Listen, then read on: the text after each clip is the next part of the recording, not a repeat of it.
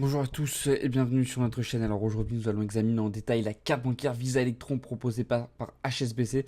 Nous allons donc passer en revue ses avantages, ses inconvénients et finalement à la fin de la vidéo je vous donnerai une note globale sur 10.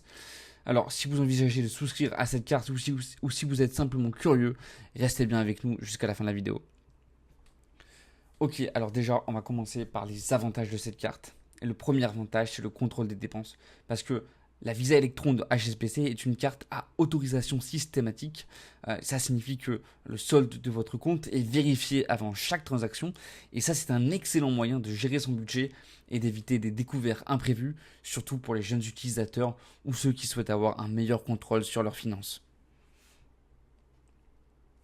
Deuxième bon point, le coût abordable. Parce que avec des frais annuels de 35 euros, cette carte est relativement abordable par rapport à d'autres cartes proposées par les banques traditionnelles. Et ça en fait une option économique pour ceux qui recherchent une carte bancaire sans frais élevés. Troisième bon point, l'utilisation internationale. Parce que la carte est acceptée partout où les cartes Visa sont utilisées. Et ça en fait un choix, un très bon choix pour les voyages. Vous pouvez retirer de l'argent dans les distributeurs automatiques HSBC sans frais supplémentaires, ce qui est un gros plus lors de vos déplacements.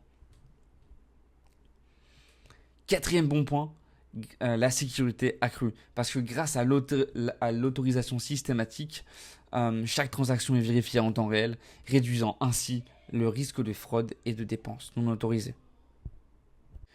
Ok, maintenant on va voir les inconvénients.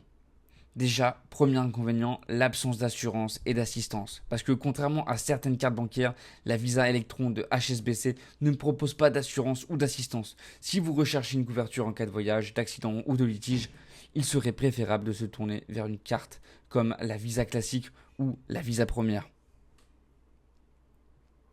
Deuxième mauvais point, les plafonds de retrait et de paiement. Parce que les plafonds de la carte Visa Electron peuvent être assez limitants.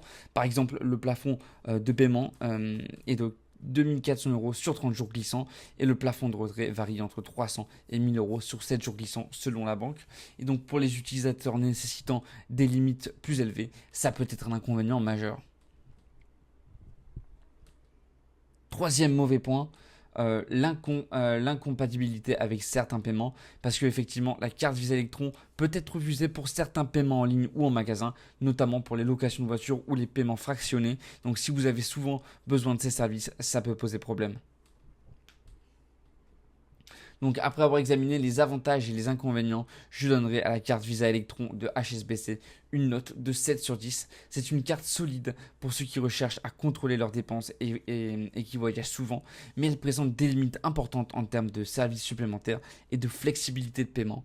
Voilà, merci d'avoir écouté et je vous dis à la prochaine pour une nouvelle vidéo.